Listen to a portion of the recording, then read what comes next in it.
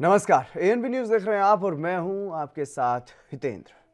आज जो कोरोना का कहर बढ़ रहा है वो क्यों बढ़ रहा है, ये कब खत्म होगा, ये सवाल अगर आप सोच रहे हैं तो सोचिए और खुद का विश्लेषण कीजिए, अपने समाज का विश्लेषण कीजिए, क्योंकि इस महामारी के दोबारा से बढ़ने और इतना विकराल रूप धारण करने के लिए कोई और नहीं बल्कि हम लोग, आप लोग जिम्मेदार हैं। हमारे समाज के वो लोग जो एक महीना पहले तक ये कहते थे कि कोरोना तो खत्म हो गया है और किसी भी तरह से नियमों का पालन नहीं कर रहे थे, वो हो सकता है आप खुद हों, आपके परिवार के सदस्य हों या आपके अपने, वही आज ये सवाल पूछ रहे हैं कि ये कोरोना इतना क्यों बढ़ रहा है। हर समाज, हर परिवार, गली मोहल्ले में ऐसे ही लोग बसते हैं जो हमारे अपने होते हैं और हम उनसे इतना प्यार करते हैं कि उनकी हर गलती माफ कर देते हैं। किसी को हमने रोका नहीं, टोका नहीं, जो जैसा कर रहा है करता रहा और कोरोना फैलता रहा। इसी का नतीजा है कि आज कोरोना महामारी का वो रूप देखने को मिल रहा है कि कई गुना रफ्तार से कोरोना के मामले बढ़ रहे हैं। हर दिन देश में 2 लाख से ज्यादा मामले सामने आने लगे हैं। आज का आंकड़ा तो और भी डराने वाला है,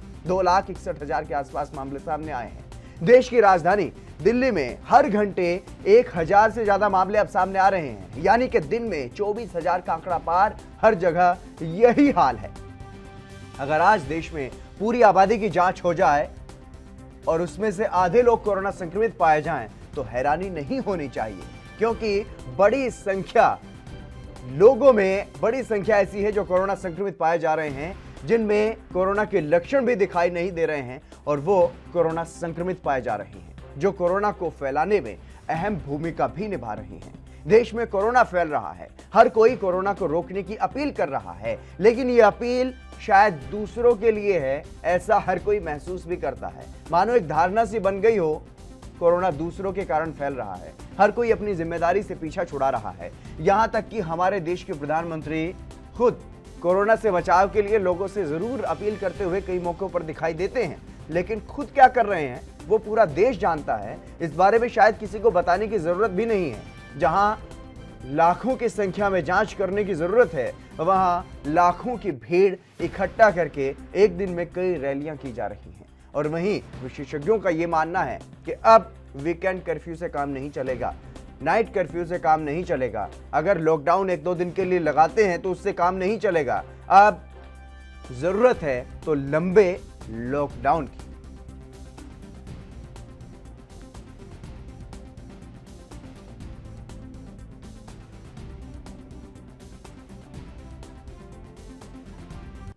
देखिए, जो स्थिति डेवलप हो रही है पिछले 10 से 15 दिनों में पूरे देश में, लगभग 4 से 5 दिन पहले केवल 1 लाख नए केस हो रहे थे और 5 दिनों में दुगने हो गए हैं, बल्कि दुगने से भी ज़्यादा केस हो गए हैं। माने कि 2.3 लाख से भी ज़्यादा केस प्रतिदिन हो रहे हैं।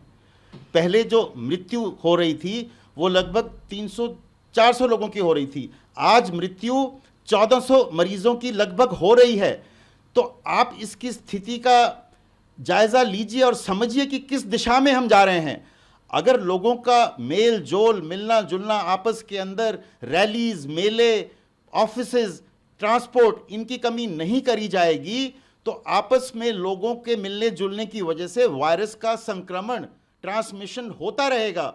और केसेस कहाँ जा तक थमेंगे ये मुझे नहीं पता है, लेकिन परिस्थिति इतनी नाजुक है, इतनी गंभीर है कि मुझे लॉकडाउन के अलावा कोई रास्ता नज़र नहीं है। कुछ सरकारों ने 2-2 दिन का वीकेंड का लॉकडाउन लगाया है, लेकिन 1 या 2 या 3 दिन के लॉकडाउन से मेरा ख्याल से ये चेन या ये जो सर्कल है ये ब्रेक नहीं होने का। अनलेस आप एक थोड़ा लंबा लॉकडाउन लगाएं तो मेरी समझ में लगभग 7 दिनों का इनिशियल लॉकडाउन लग जाए, शायद जैसे मुंबई में या महाराष्ट्र में लगा है। उसको आप जनता कर्फ्यू कह लें, उसको आप मिनी लॉकडाउन कह लें, ताकि लोग घर से बाहर ना निकलें। मेट्रोज में, ट्रेन्स में, पब्लिक ट्रांसपोर्ट में, बाज़ारों में प्लीज़ कृपा करके नहीं आए। जितना आप एक दूसरे से डिस्टेंस बना के रखेंगे उतना ही वायरस का संक्रमण कम होगा और ये चेन ब्रेक होगी और उसी वजह से आपके केसेस की संख्या कम होगी। केसेस कम होंगे तो मृत्यु भी कम होगी। अगर केसेस कम होंगे तो अस्पतालों पे, डॉक्टर्स पे, नर्सेज पे, ऑक्सीजन पे, रेमडेसिविर पे, सब पे लोड कम हो जाएगा और हम जैसे पिछले वर्ष इस महामारी से उभरे थे, इस वर्ष भी इस महामारी से उभरने में काम। जो पिछले साल के हालात थे वही एक बार फिर से बन चुके हैं और देश में जिस तरीके से कोरोना के मामलों में बड़ी तेजी से उछाल देखने को मिल रहा है, हालांकि जितनी जांच होनी चाहिए उस हिसाब से शायद जांच नहीं हो पा रही है, लेकिन उसके बावजूद भी जो कोरोना के मामले सामने आ रहे हैं, जितनी बड़ी संख्या में, जितनी रफ्तार से मामलों में उछाल अब देखने को मिल रहा है, क्योंकि 2.5 लाख से ज्यादा मामले एक दिन में सामने आने लगे हैं, तो ऐसे में चिंताजनक स्थिति जो है वो बन चुकी है।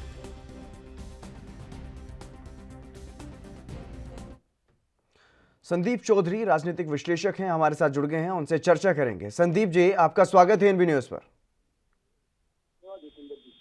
संदीप जी, क्योंकि लगातार जिस तरीके से हम देख रहे हैं कोरोना के मामले जब बढ़ने लगते हैं तो एक दूसरे पर निशाना साधना शुरू कर देते हैं राजनीतिक दलों के लोग, लेकिन क्या खुद कुछ इस तरीके का कोई कदम नहीं उठाया जाना चाहिए ताकि इन मामलों को रोका जा सके? जितनी रफ्तार से मामले बढ़ रहे हैं, अगर कुंभ में यह अपील की जा सकती है कि कुंभ को फिलहाल प्रतीकात्मक रखा जाए, तो क्या बंगाल में चुनावी रैलियों पर रोक नहीं लगाई जानी चाहिए?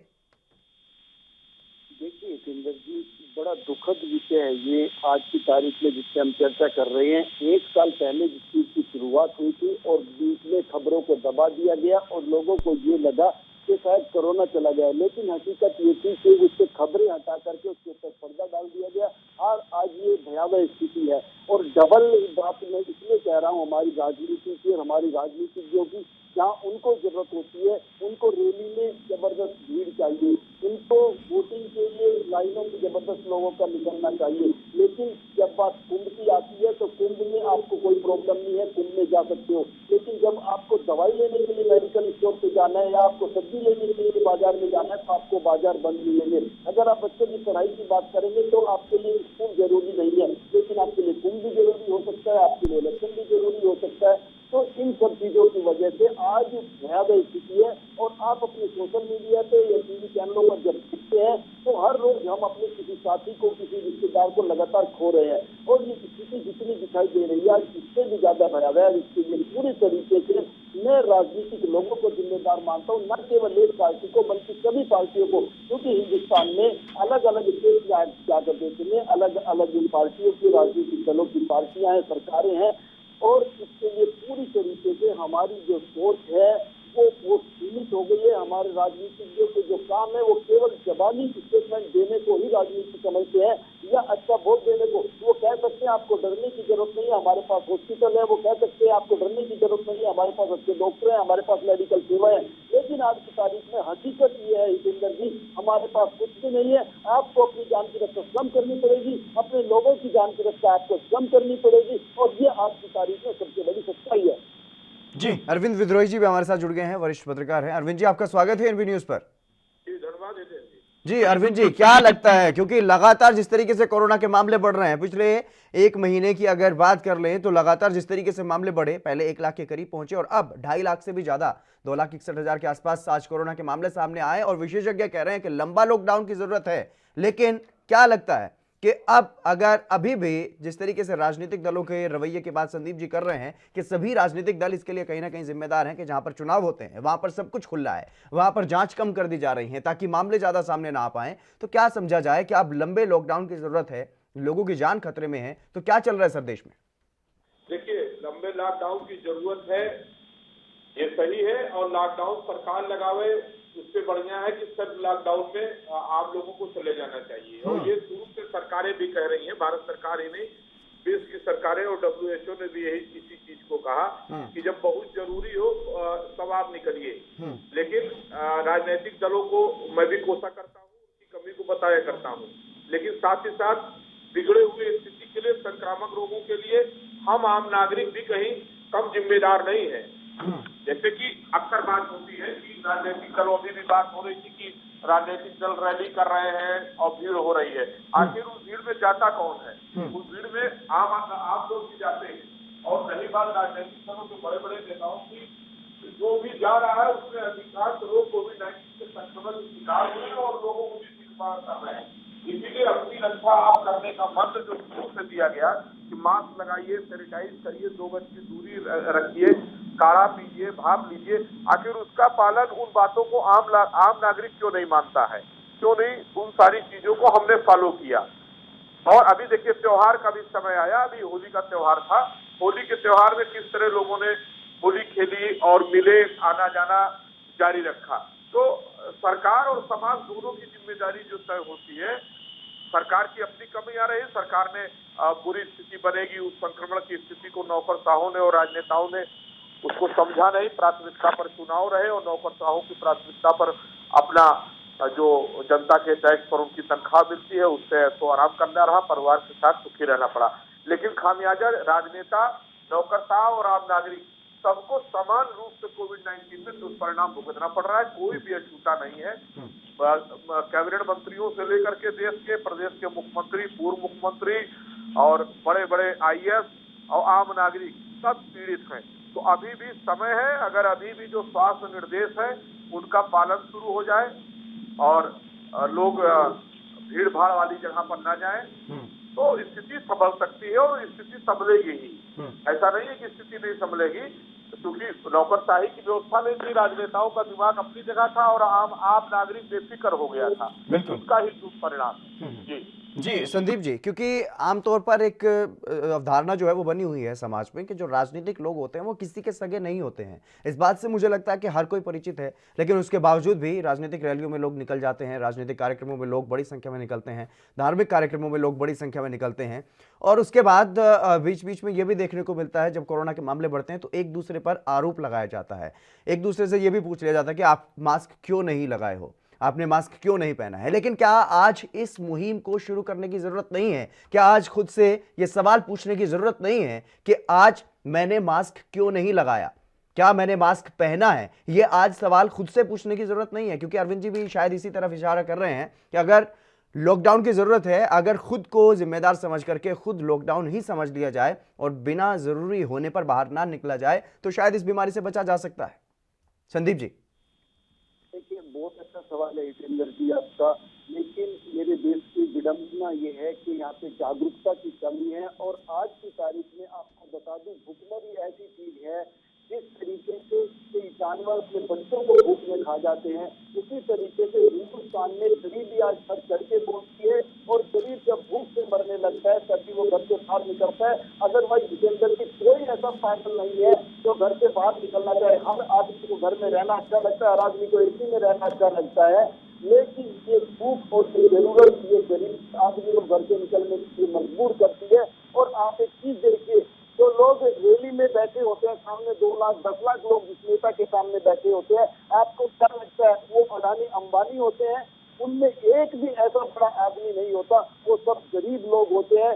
उनको एक टाइम की रोटी के लिए किसी को दारू का लालच दे करके, किसी को 500 रुपए का लालच दे करके इस तरीके से लाया जाता है। तो आज की तारीख में जो ये इस तरीके की मजाक है, ये गरीबी की मजाक है और ये हिंदुस्तान का असली चरित्र है, जो आज आदमी एक टाइम की रोटी के लिए कुछ भी करने को तैयार है। और कई लोग शहरों में ऐसे भी है हितेंद्र जी, जो कई कंपनियों में या कहीं कहीं काम कर रहे हैं और उनको पैसा नहीं मिल रहा है, उनको खाने के लिए रोटी का भी इंतजाम नहीं हो रहा है। तो सबसे पहले हम लोगों को गुर्बत को सरकार को ध्यान देना चाहिए और ऐसा कोई नंबर फ्लैश करना चाहिए मीडिया के माध्यम से, तो जिसको रोटी की जरूरत आप कर दे रहे, रोटी सरकार देगी। सरकार जब जिम्मेदारी लेगी तो मुझे लगता है वो गरीब जिसको हम रोड पर देख रहे हैं, जिसको हम मास्क की चिंता कर रहे हैं, मास्क लगाने के लिए भी 10 रुपए खर्च करने पड़ते हैं। लेकिन कई लोग ऐसे हैं जिनके पास खाने के लिए 10 रुपए नहीं है, वो मास्क कैसे लगाएंगे? बिल्कुल बिल्कुल संदीप जी, आप बने रहिएगा हमारे साथ, अरविंद जी आप भी बने रहिएगा हमारे साथ, चर्चा जारी रखेंगे, लेकिन वक्त एक छोटे से ब्रेक का, जल्द हाजिर होंगे।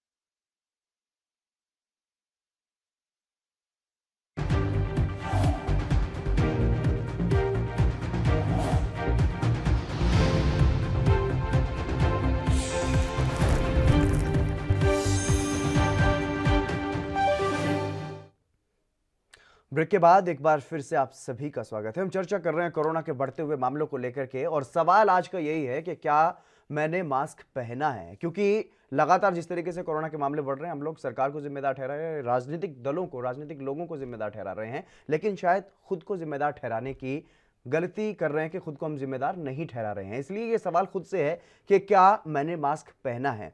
दोनों मेहमान हमारे साथ लगातार बने हुए हैं। अरविंद विद्रोही जी हैं, वरिष्ठ पत्रकार हैं, संदीप चौधरी जी हैं, राजनीतिक विश्लेषक हैं। संदीप चौधरी जी पहले ये कह रहे थे कि जागरूकता की कहीं ना कहीं कमी है, और दूसरा पहलू उन्होंने ये भी कहा है कि गरीब लोग, मजदूर लोग जो रैलियों में जाते हैं वो शराब के लालच में या फिर पैसे के लालच में वो लोग वहां चले जाते हैं। लेकिन अरविंद विद्रोही जी, पहला सवाल, पहली जो बात इन्होंने रखी है संदीप जी ने, क्या जागरूकता की अभी भी कमी है? क्योंकि मीडिया ने शुरुआत में भी जागरूक करने की कोई कमी शायद नहीं छोड़ी है, और अभी भी लगातार जागरूक करने का काम मीडिया की तरफ से किया जा रहा है। लेकिन क्या वाकई ये गलती नहीं कर रहे हैं हम लोग के खुद से ये जवाब नहीं मांग रहे हैं कि मैंने मास्क क्यों नहीं पहना, मैंने कोरोना के नियमों की पालना क्यों नहीं की? और दूसरी बात ये भी, क्या ये वास्तविकता नहीं है कि लोग लालच की वजह से रैलियों में जा रहे हैं, पैसे की या शराब के लालच की वजह से? अरविंद जी। दो अलग जो हितेंद्र जी, दो अलग चीजें, एक तो रैलियों में जुटने वाली भीड़ क्यों जुटती है, और दूसरा कोविड-19 के दिशा निर्देशों का, खासकर मास्क का पहनना क्यों नहीं हो रहा। दोनों अलग चीज है। और चुनाव रैलियों में केवल पैसे के कारण लोग नहीं जाते हैं, ये एक भ्रामक बात है। चुनाव में लोग इसलिए पहुंचते हैं रैलियों में क्योंकि उनकी कहीं न कहीं दलीय भावना जुटी रहती है, जातीय भावना जुटी रहती है, और सत्ताधारी दल के प्रति आक्रोश, तीन चीजें रहती हैं। और जो सत्ताधारी दल रहता है उसके जो उसने हित का काम किया रहता है, तो उससे प्रभावित लोग जुटते हैं। पैसा बहुत एक छोटा सा पार्ट होता है कि जो उसके राजनीतिक कार्यकर्ता होते हैं, जो सक्रिय लोग होते हैं, उनको अधिकांश पैसे का फायदा होता है। बाकी जो भीड़, केवल पैसे पर भीड़ नहीं जुटती है, इस बात को सबको मालूम है, सबको समझना चाहिए। पैसा एक बड़ा कारक होता है, प्रभावी कारक होता है, लेकिन पैसे के कारण ही लोग नहीं जाते हैं। एक तो ये बात हुई। दूसरा, कोविड-19 में मास्क का उपयोग केवल गरीब नहीं करते हैं, ये भी एक धारणा बिल्कुल गलत है।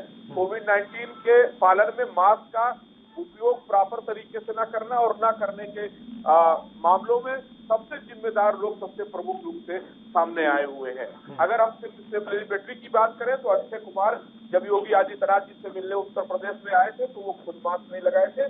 जब योगी आदित्यनाथ जी लगाए थे वो नहीं लगाए थे, उसकी फोटो जो है ऑफिशियल ट्विटर हैंडल से जारी हुई थी। उप मुख्यमंत्री दिनेश शर्मा जयपुरिया स्कूल में बिना मास्क लगाए फोटो सेशन कराते भी 15 दिन पहले हुए थे, सामने आए थे। और बड़े बड़े नेताओं का आप रैली हम देख रहे हैं, चाहे वो ममता बनर्जी हो बंगाल में, चाहे अमित शाह जी हो, जेपी नड्डा जी हो, संबोधन करते हुए कोई भी मास्क नहीं लगा रहा है। तो मास्क न लगाने की जागरूकता का ठीकरा आम जनता पर, गरीब जनता को, मेहनत कर जनता पर ही थोप देना ठीक नहीं है। ये नितांत जो समझदार लोग माने जाते हैं, बुद्धिजीवी माने जाते हैं, नौकरी पेशा जिनके पास पैसे की कोई कमी नहीं है कि वो 5, 10, 15, 35 रुपए का मास्क न लगा सके, वो भी गैर जिम्मेदाराना रवैया करते हुए मास्क नहीं लगाए हैं।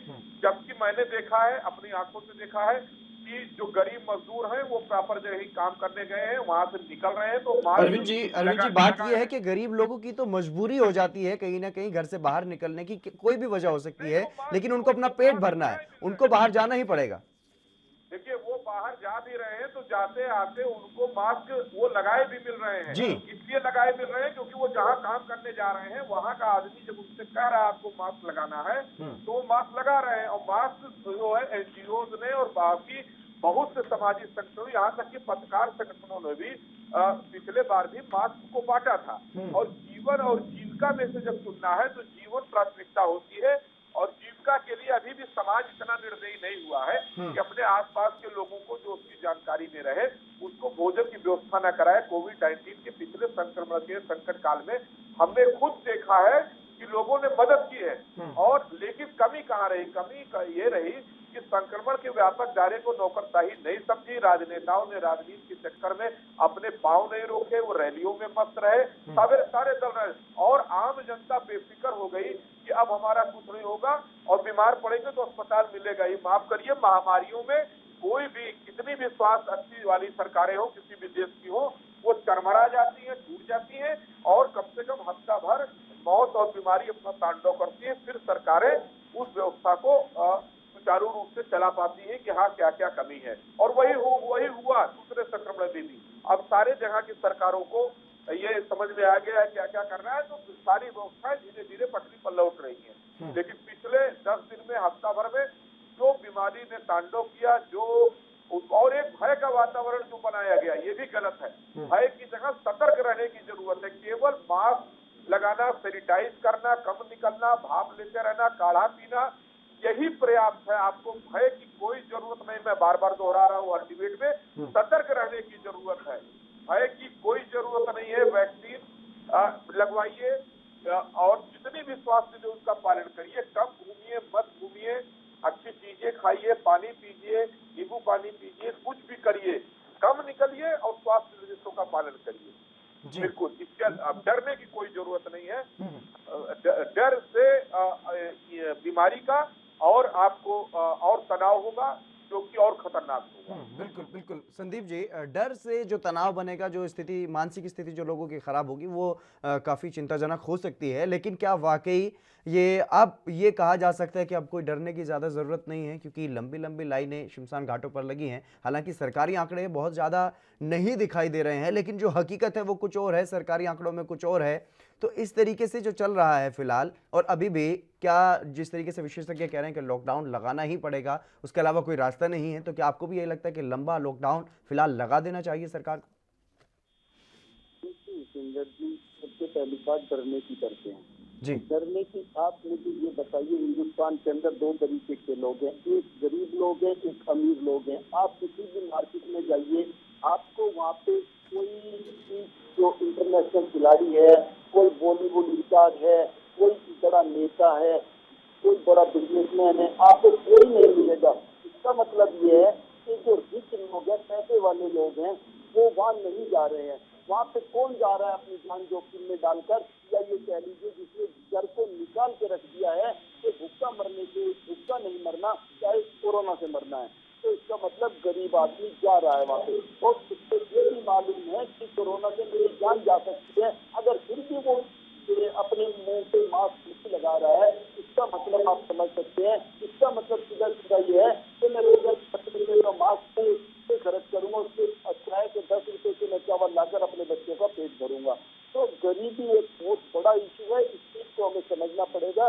इस व्यक्ति के पास 10 रुपए का इंतजाम नहीं है, वो उन 10 रुपए की कीमत जानता है, उसके घर में कब इंतजाम है, उसको गरीबी की पहचान नहीं है। और यही काम हमारे नेता करते हैं। हमारे नेता अच्छी अच्छी बातें करते हैं, लेकिन इनको जमीनी हकीकत का मालूम नहीं है। ये लोग दिल्ली में और लखनऊ में और अपनी अपनी राजधानी में अपने अच्छे फ्लैट में बैठते हैं, इनको बिजली पानी फ्री मिलती है। इस तरीके से किसी टोल से आप गुजर। जी संदीप जी, बहुत शुक्रिया हमारे साथ जुड़ने के लिए, तमाम महत्वपूर्ण बात करने के लिए। और अरविंद जी, आपका भी बहुत बहुत शुक्रिया हमारे साथ जुड़ने के लिए। लेकिन दर्शकों से हम हर दिन अपील करते हैं कि मास्क लगाइए, सैनिटाइजर का इस्तेमाल करिए, सोशल डिस्टेंसिंग का इस्तेमाल करिए, ताकि कोरोना से बचा जा सके। लेकिन आज 2 सवाल खुद से जरूर पूछिए। क्या कोरोना के फैलते इस रूप को लेकर के मैं जिम्मेदार नहीं हूं? खुद से ये सवाल कि क्या मैं जिम्मेदार नहीं हूं इसके लिए? क्या मैं मास्क हर दिन पहनता हूं? क्या मैंने मास्क पहना है? ये सवाल खुद से जरूर कीजिए। इस बुलेटिन में एएनबी न्यूज़ के लिए फिलहाल बस इतना ही। आप बने रहिए एएनबी न्यूज़ के साथ।